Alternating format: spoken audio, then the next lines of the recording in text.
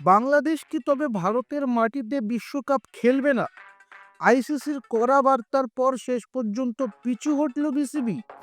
বাংলাদেশের ক্রীড়া উপদেষ্টা ভারতের মাটিতে বাংলাদেশের ক্রিকেটারদের নিরাপত্তা নিয়ে প্রশ্ন তুলেছিলেন। এমনকি মুস্তাফিজুর রহমানকে নিয়ে উদ্বেগের কথাও জানানো হয়েছিল। কিন্তু আইসিসি সরাসরি জানিয়ে দিয়েছে ভারতে নিরাপত্তার ঝুঁকি খুবই কম।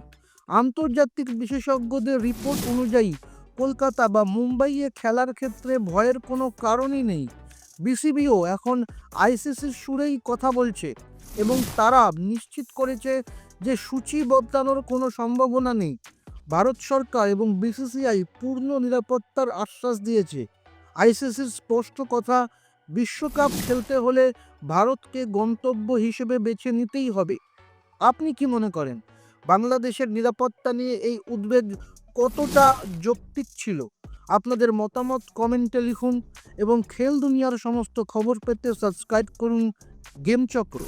আপনার নিজের জন্য বা নিজের ব্যবসার জন্য পার্সোনাল বা বিজনেস ওয়েবসাইট তৈরি করতে চান, অথবা তৈরি করতে চান আধুনিক মোবাইল অ্যাপ, কোথায় যোগাযোগ করবেন, কিভাবে শুরু করবেন বুঝতে পারছেন না? যোগাযোগ করুন নিচে দেওয়া ফোন নাম্বারে। আপনার সমস্ত প্রশ্নের উত্তর পাবেন এখানেই।